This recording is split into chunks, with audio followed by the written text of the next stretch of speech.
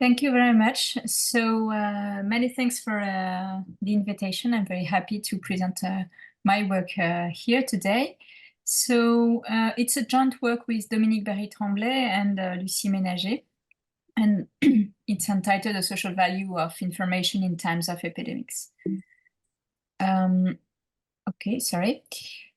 So at the beginning of the COVID-19 pandemics, little was known about the characteristics of the disease. It was difficult to assess the actual contagiousness of the disease, the severity of the disease.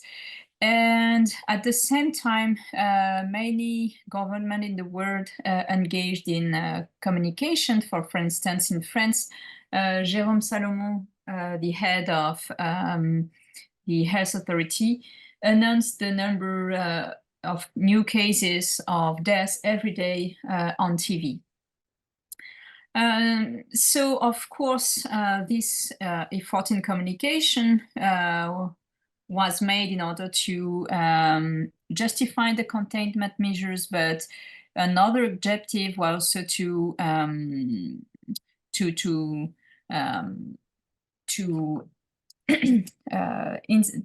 give incentive to people to have a social distancing. So and actually, when people face a risk of infection, they when people face a risk of infection, they modify their behavior. So here is an example of Fadubi and al. And they show that people responded to the World Health announcement in March 2020. So the gray lines here represent the change in frequentation of public places, such as retail and recreation, transit station, workplaces, in different states in the US from February 2020 to April 2020. The red curve is the fraction of people that are affected by by stay-at-home policies. So the gradual shape of this curve is due to the fact that this kind of decision was taken at the state level. And the dotted line represents the date at which the World Health Organization made the announcement. And as you can see, the frequentation of public places dropped after the announcement, and this phenomenon started before the first stay-at-home policies. So on the one hand, we know that people change their behavior when they face a risk of infection, but also sometimes it's difficult to assess the actual risk of infection. And the research question we ask is how uncertainty about the characteristic of the disease, which can be contagiousness, severity, fraction of asymptomatic people, modify the social distancing choices, and also what are the consequences of this uncertainty on the dynamics of infections. So these two questions are quite descriptive. And we ask also a more normative question. We want to know whether information disclosure is always an efficient policy. So in epidemiological model, in classical one, the behavior is exogenously fixed. So usually epidemiologists, they fix the behaviors. For instance, they say, okay, from this day to this day, the behavior will drop for 20%, but the behavior is exogenous fixed. And so we cannot take into account the endogenous response of people when they face a risk of infection. And there is a literature, sometimes entitled Strategic Epigenomics, that analyzes the two-sided interactions between the dynamics of epidemic and the social distancing choices. So this literature has started before the COVID-19, but since 2020, it has grown a lot. But usually, individuals are assumed to know all the characteristics of the disease. So if we want to answer the research question I presented before, we need to construct our own epidemiological model. And this is what we do. We construct an epidemiological model, SIR, with social distancing choices. And we assume that individuals are uncertain about some characteristics of the epidemic. They form belief that they continuously update on the basis of exposure to the virus, and they decide their level of social activity by training of the cost and the benefits of social distancing on the basis of their beliefs. So what do we have? We obtain an equilibrium characterization, and based on this equilibrium characterization, we show that uncertainty can create an additional wave of infection. This is what we call informational wave. This is a wave of infection that is exclusively due to uncertainty. More precisely, what does that mean? It means that if you assume that people know everything about the disease, the model is going to predict, let's say, one wave of infection. But if people are uncertain, then under some conditions, there is no one wave of infections, but two waves of infections. So when does it occur? We show that on an example that it can happen when the number of cases at the announcement is overestimated. We also show that the information value can be negative. No disclosure can be welfare improving. And when the number of cases at the announcement is underestimated. So now let me present the model.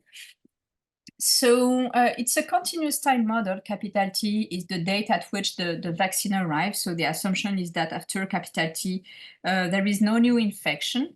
So we could have assumed that the horizon is infinite, or that the vaccine arrive at some constant rate. This would not qualitatively change the results. The main results, we assume that there is a continuum of players, and each individual can be of two types, either asymptomatic or symptomatic. So those who are asymptomatic, when they are infected, they do not develop symptoms at all. But those who are symptomatic, when they are infected, they develop symptoms. So types are not observable even by the individual themselves. Of course, absent any symptoms, because if I have symptoms, then I know that I am of the symptomatic type. And alpha is the fraction of asymptomatic type in the population.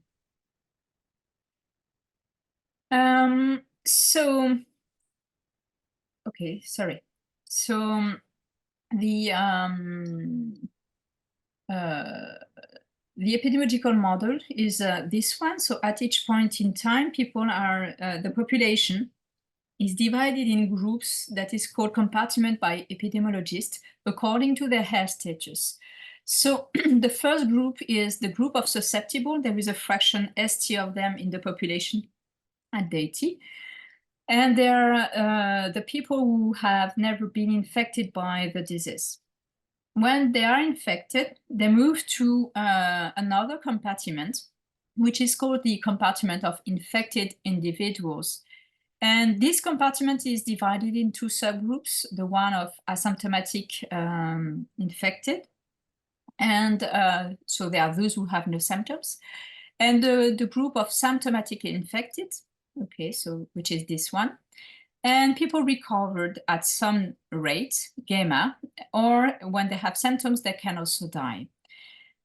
So there are some comments in order at this stage. So first, we assume that those who are symptomatic, they are too sick to have social interactions. So those who spread the disease are those who are asymptomatic.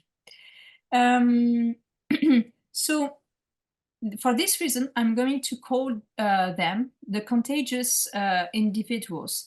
So we could have assumed that those who are symptomatic choose some fixed level of social activity. This will not change qualitatively the result, but the equation are, well, the model is nicer with the assumption that the symptomatic do not have a social interaction. What else? Also, we assume that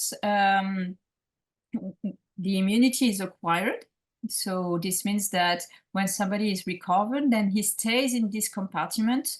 He do not come back to the compartment of susceptible. Again, this assumption is without loss of generality. The main results would be the same if we assume that they come back to the set of susceptible if the rate at which the immunity vanishes is sufficiently low.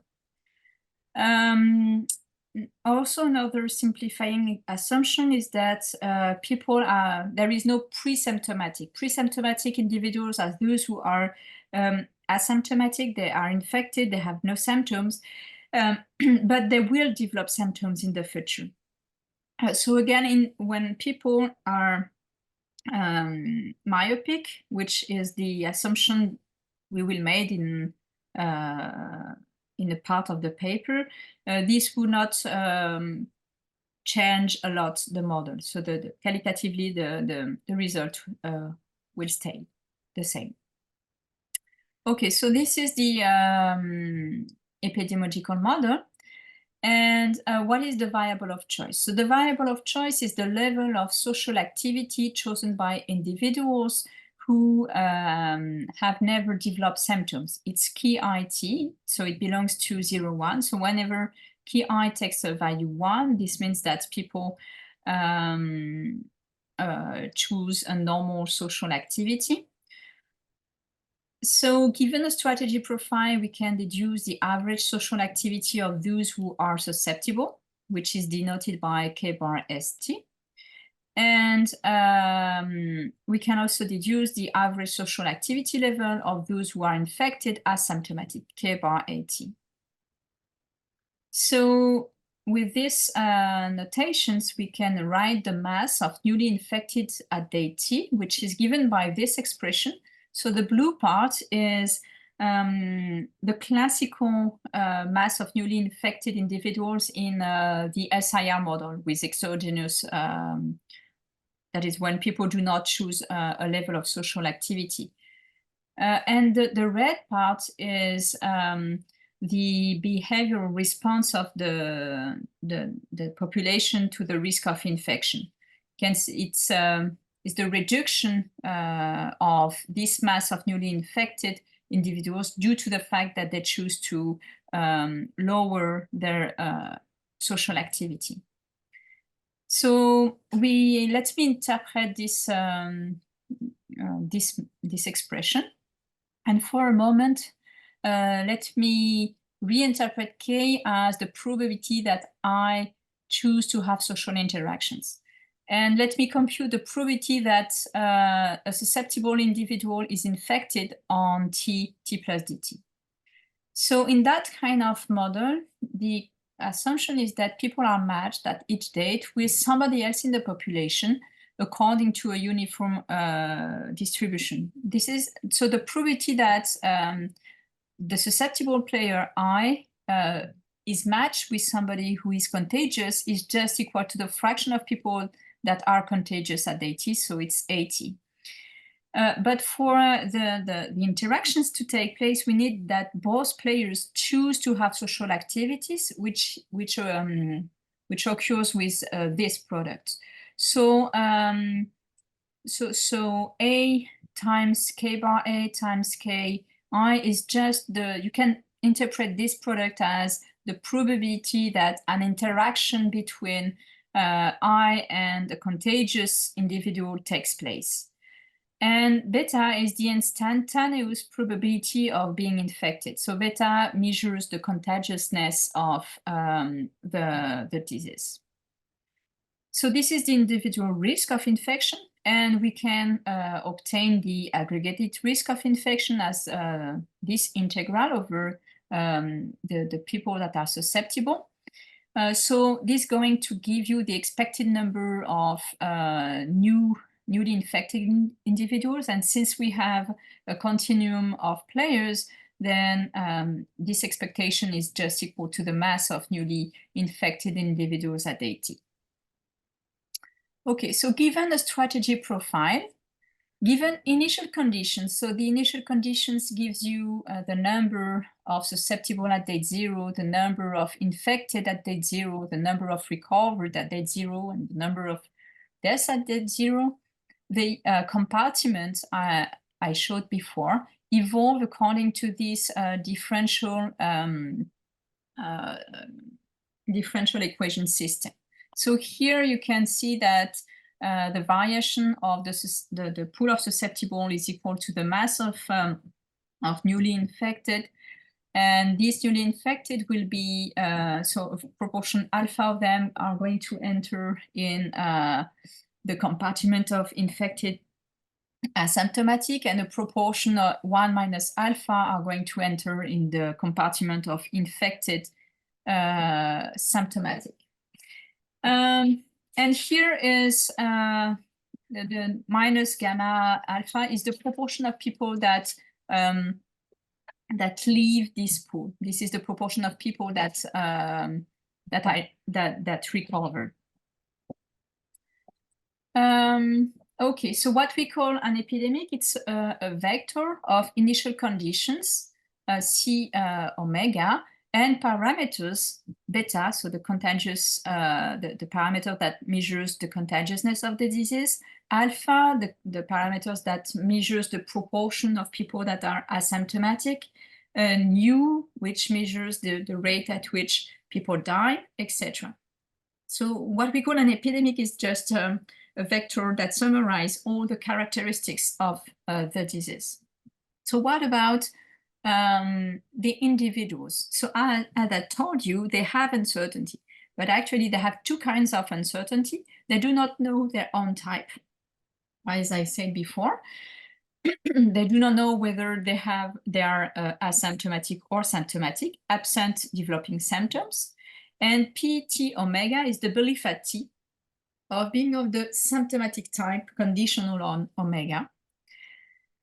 And they do not know also the epidemic. They do not know what are the exact characteristics of the disease. And mu IT omega is the belief at T that the true epidemic is omega. Okay, so these are the two things that are not known by the individuals. So what do they observe? What is their information? Individuals only observe whether they have symptoms or not. And this is a useful information for them. For instance, if you think that of somebody who had a lot of social interactions and who did not develop symptoms, then these individuals become more optimistic about his type. He puts a higher weight on being of the asymptomatic type. We could also have assumed that people have information about their neighbors. They can observe what are the symptoms of their neighbors. So, well, in that case, you can think as this situation as a situation in which people have two signals, one on their own health status and another one on the health, another public signals about the health status of the others. But this public signals is noisy. So if the noise is sufficiently large, then the mechanism behind the main results, which is the additional wave, would remain. Okay, so in some sense, we are in the extreme case where this public signals about the health of the others is very, very noisy. Okay, but if you relax a bit this assumption, this will not change the results. So based on this information, they update their beliefs on first on their type, and we can derive with classical techniques the law of motion of the beliefs. And you can see, so on the belief on being of the symptomatic type, and you can see that it is always decreasing. Okay, if I have no symptoms, then I become more optimistic on being on the asymptomatic type. So I put a lower weight on being of the symptomatic type. And you can see that so you can recognize here the probability of being infected, the one I presented before. And you can see that the more, the higher the prevalence rate, that is the fraction of people that are contagious at T, the higher the decrease of the belief. Okay. And also with the update, the Bayesian updating, we can obtain the posterior belief on omega. And as you can see, it's a function of the prior and on the beliefs of a type. So now let me present the case in which people are myopic. So agents trade off the cost and the benefit of social activity, KIT, as follows. So if they choose to reduce their social activity, that is, they increase their social distancing, then they will pay a cost, which is this expression, and it's increasing with the social distancing. And conditional on omega, I develop symptoms with the following probability, which is this expression. Here is the probability of being infected at T times the probability of being of the severe type, of the symptomatic type. You remember that you develop symptoms only if you are infected and if you are of the symptomatic type. And if you have symptoms, then you have you can be sick, and you have to pay a cost VI, which is negative. Otherwise, you get 0. So we normalize the payoff of being in good shape to 0. So the expected utility of a player at day T is given by this expression. So here is the expected cost of being infected, and here is the cost of social distancing. So if an agent increases social distancing, then he will increase this cost, but the probability of being infected decreases, and so the expected cost of social distancing, of social activity, decreases. And we show that there is a unique symmetric equilibrium in which the players play as follow. Either they choose a normal social activity or they choose to reduce it. And if they choose to reduce it, then they fix it equal to the ratio between the social distancing cost and the expected cost of infection. Okay, so now let me turn to the main results. And let me first show you how this informational wave occurs in an example. So let me assume that there are two possible epidemics, omega N and omega H. And at day 20, people are informed that a pandemic has started. This means that before day 20, they just choose a normal social activity. And then when they get the information that the epidemic is occurring, then they make their choice exactly as in our model. So the two epidemics are different in the sense that the initial conditions are different. Okay, so all other parameters are the same. And so here is, so what makes them different is the initial proportion of people that are infected. So in omega N, this proportion is relatively low, but in omega H, this proportion is relatively high. Okay, so as a benchmark, let me show you what would happen in a classical SIR model, so with exogenous social distance, exogenous level of activity. So here is time. Here's the proportion of the population that is infected. So in the purple curve is when the epidemic is omega H. The orange curve is when the epidemic is omega L. And here is the proportion of susceptible over time. So as you can see at the beginning of the epidemic, the proportion of infected is higher in age than in air, and the proportion of susceptible decreases, and as you can see, decreases faster in age than in air.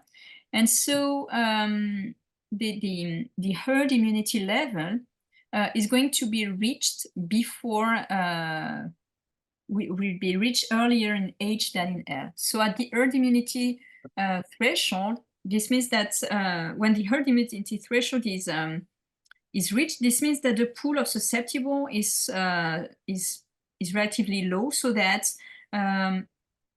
there are more people that recover than people that are infected.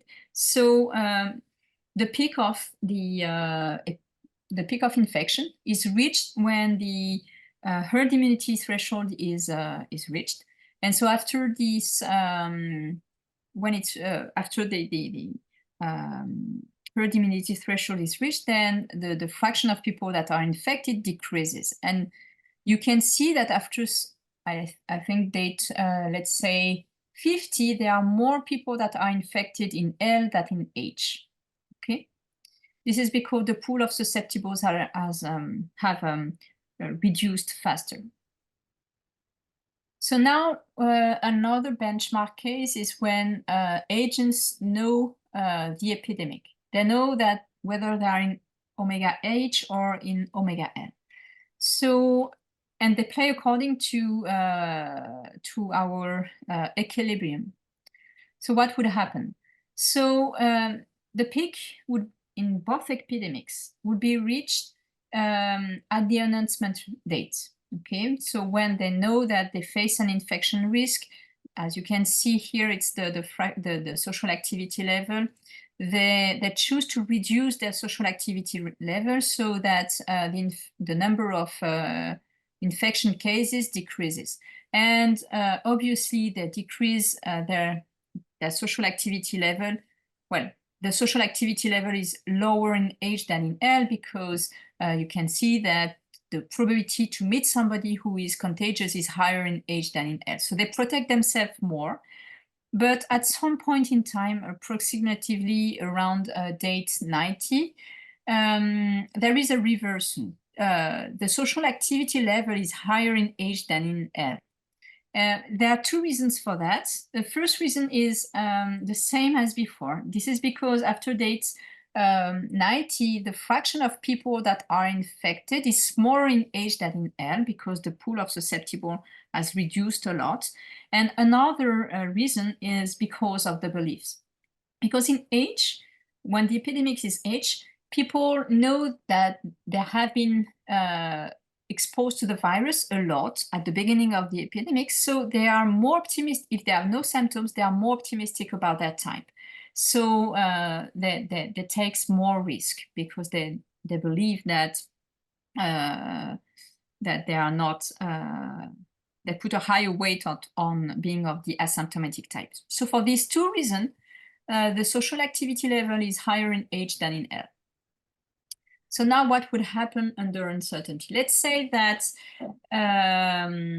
the fraction of people that are infected is, sorry, the probability on being in omega L is equal to 1/4. So they have a doubt, they are not sure to be in omega L, and they put a prior probability 1/4 on this event. So what would happen? Okay. So on this graph, you have the evolution of infected individuals in omega L over time. So the purple line, the orange curve is when they know that they are in L. So this is the same as before. But the blue curve is when they have uncertainty. And as you can see, there is a second wave of infection in L. What happened in terms of behavior? Let's have a look. So when they have uncertainty, you can see that they protect themselves more at the beginning of the epidemics. This is because they put a high weight on being in H. So they believe that there are a lot of people that are contaminated at the beginning of the epidemic, so they protect themselves more. But since they believe that there is a lot of infection, they also believe that the pool of susceptible decreases fast. And so they believe that the herd immunity threshold is going to be reached earlier. But actually, it's not the case. The pool of susceptible has not decreased that much. And therefore, they tend to relax their behavior. So as you can see, after day 90, their social activity level is higher. So they relax their behavior too early. And we have this, and this explains why we have this second wave of infection. Okay, so to sum up, the mechanism behind this second wave of infection is as follows. Agents who initially overestimate the risk of infection, okay, so this is that because they tend to believe that the fraction of infected at day 0 is higher than the actual number. So they tend to believe that this risk decreases more rapidly than it does. And therefore, they relax their preventive behavior too early, which creates this new wave of infection. Okay, so this was an example on a simulation, but we can prove analytically that we can construct two epidemics, omega L and omega H. And there is a mu star such that if people know that they are in H or in L, there is only one wave of infection. But if they know that if they put a high weight on H, then there is 2 waves of infection in omega L. Okay, so the result I presented on the simulation can be generalized to a larger set of parameters. Okay. Sorry. So now let me present what would happen if people are not myopic. So this means that they want to maximize their flow of payoff, not only the payoff they get at some given date. Okay, so R is the discount factor. Okay, and given an epidemic omega, players I discounted payoff can be written as follows after some simplification. It can be written as the integral between 0 and capital T of the discount factor times the probability of being of the symptomatic type, times the probability of not having developed symptoms before T, times the incremental payoff. So as you can see, the incremental payoff is very close to the payoff of the myopic player. So what is the difference between this case and the myopic case? Why is it a different problem than maximizing the payoffs date at each date independently?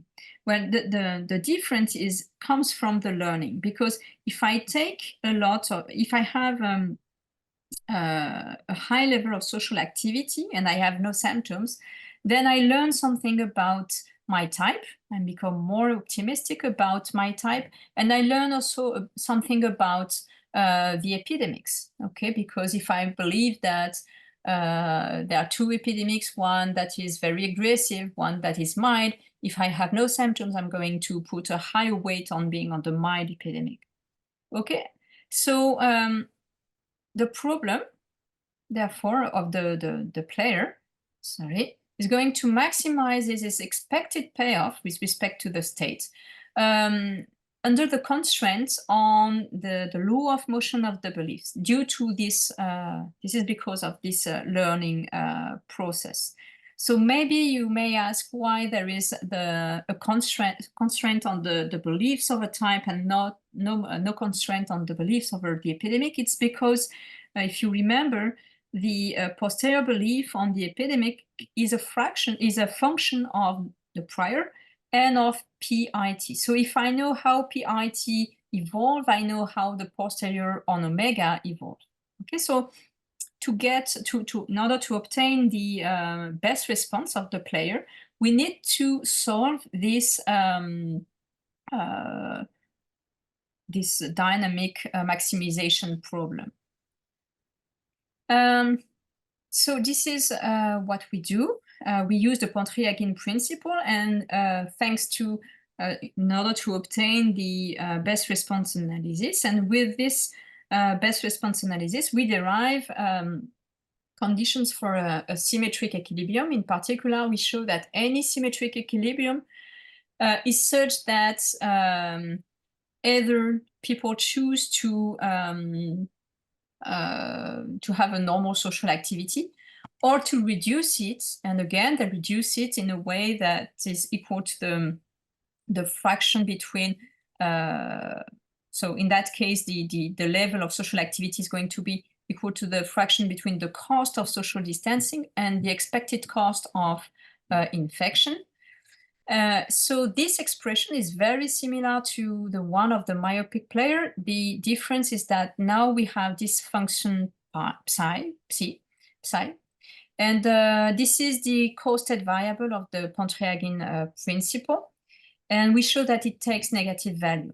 Okay, so this means that everything else equals, the social activity level of somebody an agent that discount payoffs is higher than the social activity level of a myopic agent.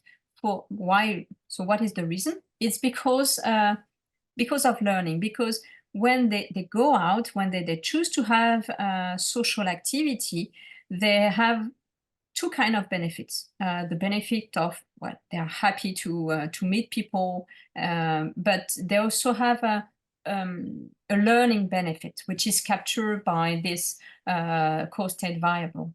So because they have two motives to go out, in some sense, they have two motives, then they choose to have a higher social activity level.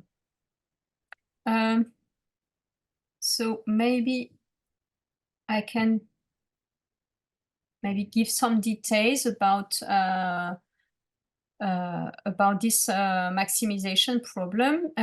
So we, as I said, we use the Panthéon principle, but with the Bellman equation, we have maybe a clearer view of the trade-off. So the state variable would be the time, because time is the horizon is finite, and p, and where p is the vector of beliefs on being of the symptomatic type conditional on omega. Okay, so with given p, I can compute the probability of developing symptoms between t and t plus dt. And we can get this expression for the Bellman equation. And after some simplification, the Bellman equation reduces to this expression here. And as you can see, K is in factor of the cost of social distancing and the expected cost of social activity, where the red part is the payoff loss in case of symptoms. So here is the continuation payoff without symptoms, and here is the continuation payoff if symptoms. And here is the learning benefit of social distancing. Okay, and we can have and the co-state variable is just equal to the continuation and this expression that captures the learning benefits. Okay. So yes, let me come back here, and you can see it's linear. K is linear with respect to this difference. So whenever the cost of social distancing is higher than the expected net cost of social activity, then they choose a normal social activity. Whenever the costs are equal, they choose something between 0 and 1. It's going to be a best response. And whenever the expected cost of social interaction is higher than the cost of social distancing, then it is equal to 0. And what we show is that if k star is smaller than 1 and satisfies 1, so the expression, this, then the sufficient conditions are satisfied and we have an equilibrium. Okay, so what happened? So now we know how people behave. We have conditions for symmetric equilibrium. So what happened now in the previous example, the one I showed you before? As you can see, there is a second wave of infection in epidemic omega L when people have uncertainty. Okay, so even if people discounted payoff, we still have this this phenomenon. But as you can see, the peak of the second wave is smaller than in the myopic case. So what is the reason? The reason is because when payoffs are discounted, players choose the higher level of social activity at the beginning of the epidemic. So there were more infections, so the pool of susceptible decreases faster, and that's why when there is the second wave of infection starts, then the pool of newly infected is lower. Sorry, there is less people to be infected, and so the peak is lower. So now let me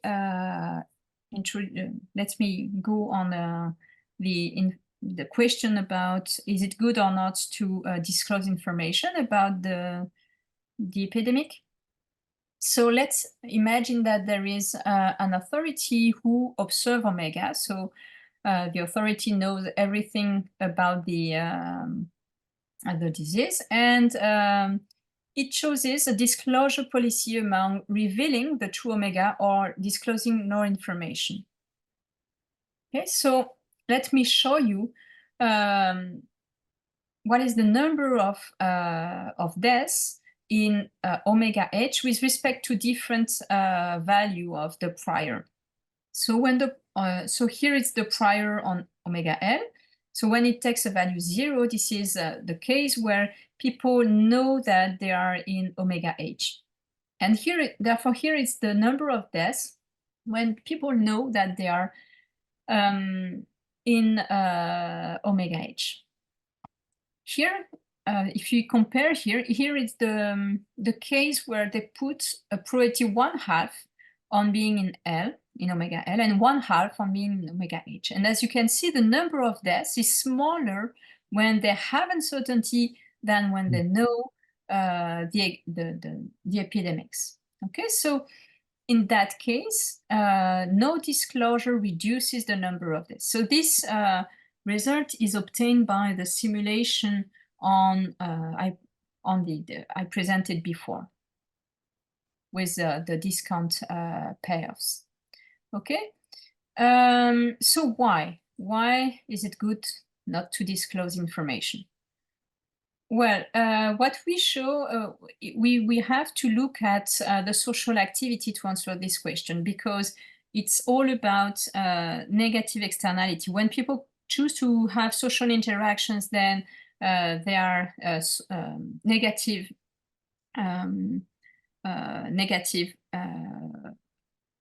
externalities, and the disclosure policies can reduce these negative externalities. So if you look at the behavior between the day 20 to 100, so this is the behavior, sorry, here the purple line is the behavior when people know that they're in H, and the blue curve is when they have uncertainty. So as you can see, between day 20 and day 100, the social activity levels are very similar. It's slightly, people are slightly more cautious when they know that they're in H than when they have uncertainty, but the difference is not very large. But after day 100, they are more cautious when they have uncertainty than when they know that they're in H. For what reason? Is because when they have uncertainty, they fear of this additional wave that may occur in the other epidemics. So they are more cautious. And because they are more cautious, there are less infection cases. And therefore, there is no disclosure is good. So what would happen if we were in what would happen in the epidemic omega L? In omega L, disclosure would be good, would be the right thing to do, because by disclosing information, you avoid this second wave of infection. So the result about how the government should communicate really depend on the type of epidemic. In some epidemic, we have an example where it's not good to reveal information, but in other epidemic, it's good to do it. What about the payoff? If the criterion is the payoffs, as you can see, we have the same kind of result. So here is the payoff in omega H, is the prior on omega L.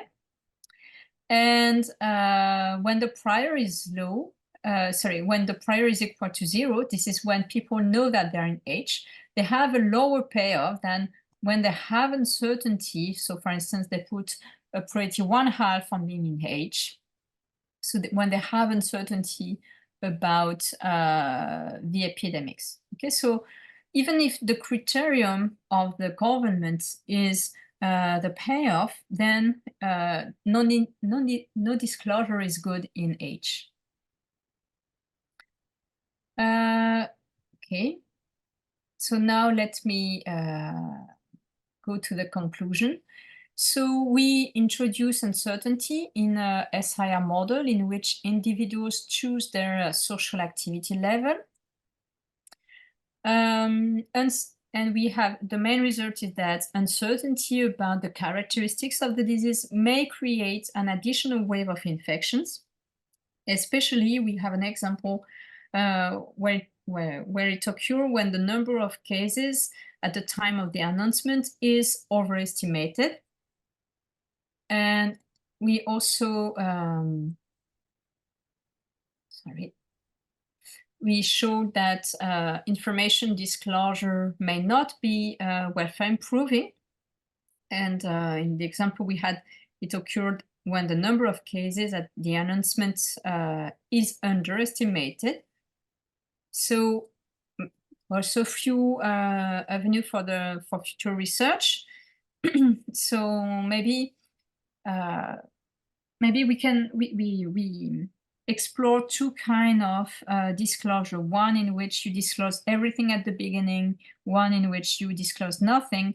And maybe the government could improve the thing when to disclose not at the beginning, but maybe at day 10 or day 20. So the question of when to disclose information is still an open question. And also, we have assumed that the people do not anticipate the disclosure policy of the government.